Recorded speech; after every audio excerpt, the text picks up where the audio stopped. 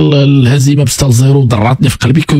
ما عندك ما تقول. يمكن انا سمعت باها قال لهم انا ما عرفتش الفرقه ديالي، ولا ما عرفتيش انت الفرقه ديالك كنعرفوها حنا، ما عندنا ما نعرفوا. كنظن النتيجه ضغط كبير كان على هاد الوليدات، غياب ديال بعض العناصر اللي هما القلب ديال المنتخب يمكن اثر عليهم بشكل كبير.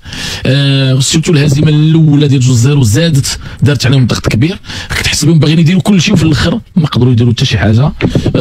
بروح رياضيه ربحنا درنا نتائج كبيره، ولكن باغفوا ما كتكونش واجد، ولا لو ريزولتا باين كيهضر على راسو، ما عندنا ما نخبيو فيه. هذاك الشيء اللي بسم الله الرحمن الرحيم.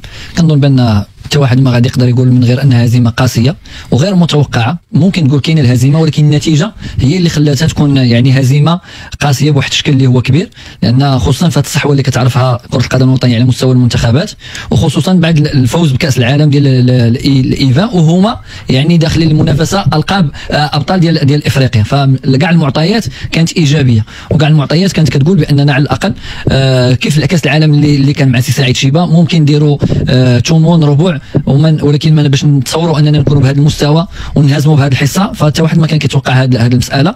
كنظن بان خصنا عمل، وانا كنقولها ديما اي ملي كنحققوا واحد النتيجه كنقولوا باننا وصلنا لواحد المستوى، وبالتالي خصنا المستوى افضل. ماشي ديما غادي تكون في القمه، ماشي ديما غتكون عندك نتائج ايجابيه، ممكن تجيك مرحله ديال الفراغ، او لا ممكن تكون عندك مجموعه قويه ولكن ارتكبتي اخطاء في الاختيارات كما قلتي، كانوا غيابات، كانت اشياء اللي ما خلاتكش انك تكون يعني تستثمر ديك القمه ديالك ولا داك التفوق ديالك وتحقق نتائج اللي هي ايجابيه. فما خصناش يعني نحشموا اولا نبغيو نبروا هذه الهزيمه وندوزوا هذا الشيء بسهوله ونقولوا لا خصنا نقولوا بان الهزيمه واضحه باينه، نقولوا بانه وي حنا ابطال افريقيا، ولكن على المستوى الدولي كنظن بان لقينا راسنا بان كاينه منتخبات كبيره اللي فايتانا. وي لعبنا مع منتخب عنده البرتغالي عنده 19 مشاركه اوروبيه و3 على مستوى كؤوس العالم، ولكن هذا ما كيمنعش باننا راه برهنا، ودائما غنبقاو نهضروا على منتخب الايفان كريفيرونس، بان ملي كتوفر يعني ظروف النجاح وكتخدم بالطريقه المطلوبه كتحقق. ما كنقولش بان نبيل مهما ما خدمش بنتيجه بطريقه مطلوبه، مي انا عارف بان كان ضغط كبير وكبير بزاف. وقلتها في الحلقه اللي فاتت، قلت النهار اللي جا ولا الساعه اللي وصل المنتخب هو متوج كاس افريقيا كاس العالم،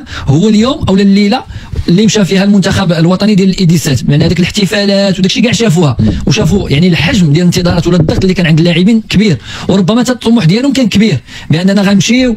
ونقدر نقول لك كاع ولات كتبنى كاس العالم سهله، باش اننا كما داروا منتخب الايفا ممكن نديروا ونجيبوا كاس العالم. فكان ضغط كبير على المنتخب ديال الايديسات، مي كتبقى المسؤوليه عن الطاقم التقني. انا يجي نبيل مثلا يقول لي ما عرفتش الفرقه ديالي، هذا تصريح ما مقبولش من المدرب اللي المفروض انه هو يكون عارف يمكن مكامن ديال الخلل، والا غنقول بانه كيشتغل بواحد الطريقه اللي كيعتبرها انها صحيحه وهي غلطه، كيعتبر بان هذيك الطريقه هي اللي ممكن غتربحنا مباراه ولا غنواجهوا بها كذا، وهي غلطه، وبالتالي يتحمل المسؤوليه ديال هذه الهزيمه بسته، لان نقبل الهزيمه ولكن ما نقبلهاش بسته. 1-2 ممكن كتقول بان وي خاص مازال عامل، ولكن 6 بحال راه ما كناش في التيران، وكتكلم على 6 في هاد الظروف اللي حنا غادي زعما كنقولوا ساعه يعني بالنسبه لي انا وتردد الفعل ما كايناش كاع، ما كناش نهائيا، ما كناش. ونغطي لا كوب دي موند، ونغطي بجميع المقاييس. تقدر تكون يعني هذيك ربع ساعه الاولى ما دخلتيش في الماتش، استقبلتي ولكن 90 دقيقه ما تكونش. اسمح لي دابا فاش كتشد دابا راه هي بعض المرات راه الكره فاش كدور. دابا شوف النجم ديال ليكيب ناسيونال اللي كان في كوب دافريك هو الجول. اليوم الجول 3 ديال البيوت ولا 4 ديالو ساهلين، زعما هادو في كوب دافريك جبد صعب منهم ودي فاس اكثر منهم.